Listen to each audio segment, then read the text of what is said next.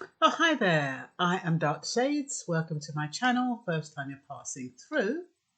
Well, you know the drill. Thumbs up if you are interested in what I'm talking about. Thumbs down if you're not. And then you can subscribe. And then what else can you do? You can comment. Anyway, I wanted to talk about narcissism or narcissist. And if you watch the videos, it comes over with a big cloud, doesn't it?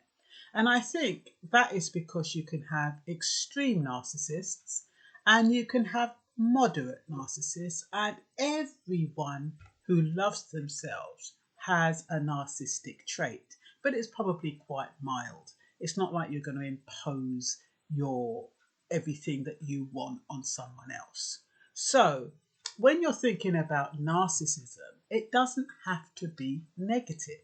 It's only negative if it starts to affect your mental health.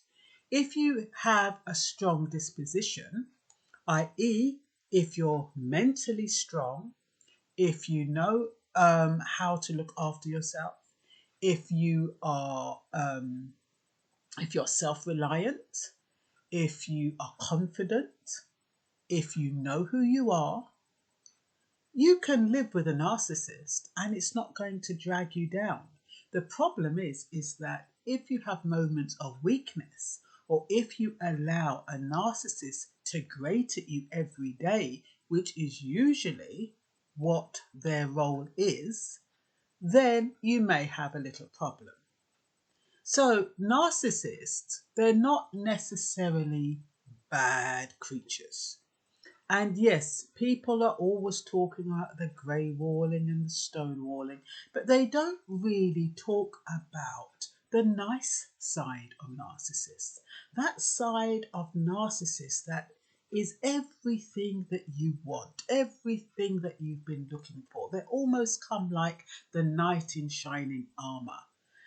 Those type of narcissists, they're the ones who you have to, if you are not strong and if you don't have, if you haven't built up resilience, they can drag you away by the hair and take you into their little cave and leave you there until they're ready to feed you. Or you feed them, whichever way it works. So all I'm saying is that, we don't have to paint a negative picture all the time. You have control. You know what is good for you. You know what you can put up with.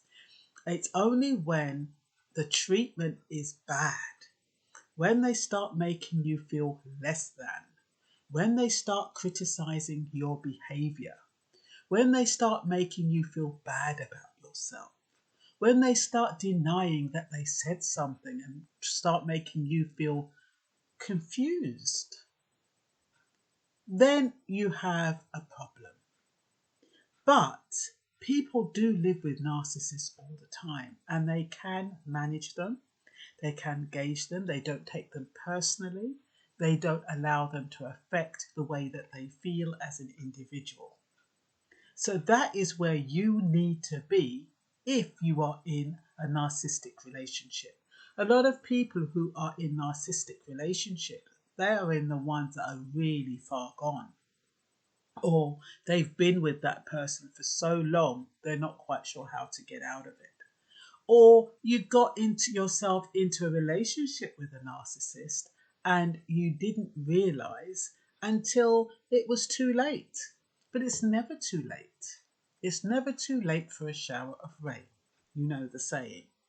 So if you feel that the person you with has narcissistic tendencies and it's dragging you down and making you feel as though you are going crazy, then you're going to have to look at yourself and see how you can change the way you view things, how the way you think, how the way that you think about the situation, the way that you think about the person, because they say when you have new thoughts, you have new outcomes. If you've been dealing with that person the same way all the time, then you are going to get the same results.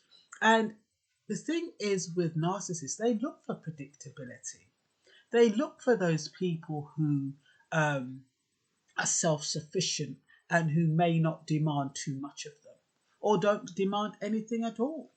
Those are the women, we'll talk about male to women, that the narcissist is looking for. He's looking for the independent woman. He's looking for the self-sufficient woman, because those type of women don't pick up on the narcissist traits until a lot longer. If they go for women who are, let me think, I don't know how to describe them. But just to say regular women who expect a man to take her out, expects a man to pay her rent, expects a man to treat her to her nails, those kind of things. They're not, the narcissist is not going to be attracted to those type of women, because those women will pick up where that narcissist is coming from. But if you're one of these women that say, "Oh, I can do bad all by myself. I can, I can handle this. I've got this. Oh, I don't need no help here. I don't need no help there. I'll do this for you. I'll get this." Whatever it is, but you're in a position where you do not have to challenge the narcissistic male. They're more likely to get away with their narcissistic behavior for a lot longer. And that individual, because they are self-sufficient, because they are resilient, because they're on the ball, they're not going to really pick it up, because they're going to think, "Oh, well, doesn't really matter, don't really need it." And so what their behavior does is not going to affect them. What will happen is that every now and then, though, that self-sufficient woman or that independent woman will pick up certain things that make her feel uncomfortable, and they make her question whether or not, that's a weird thing to say. It's a strange thing to say. It's a weird thing to behave. That's a weird way to behave. And, over a period of time, they might pick it up. But I think that depending on your situation, the narcissist will decide who they select very carefully, who's going to be their supply. And that person has to be somebody who's willing to accept them as they are. They can't be one of these people who are looking for a type. They have to be woke enough to be able to accept an individual regardless. And then that person, they can get away with all the little idiosyncrasies unnoticed, undetected, until, of course, they've managed to get what they want out of the relationship, whatever that is. Narcissists want different things from different people. If they're in one environment, they might just want attention. If they want another environment, they might want money. If they're in another environment, they might want something else. All depends on what they need to bring the attention on them and what makes them more alive, because that is what it is. They kind of thrive on the fuel, the attention fuel, the fact that you love them. That fuels them, because they know that if you love them, they can more or less get anything they want from you. So I was just trying to make people realize that you still have control, even in a narcissistic relationship. You do not have to relinquish control. It is about changing your mindset. It is about not becoming the victim. It is about redressing things that have gone wrong in the past.